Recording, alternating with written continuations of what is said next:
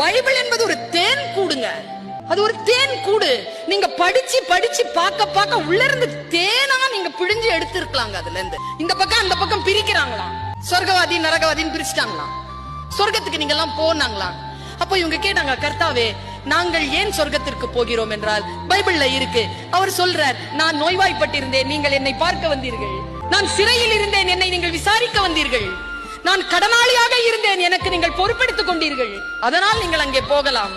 நான் பசியோடு இருந்தேன், நீங்கள் எனக்கு சோறு கொடுத்தீர்கள்.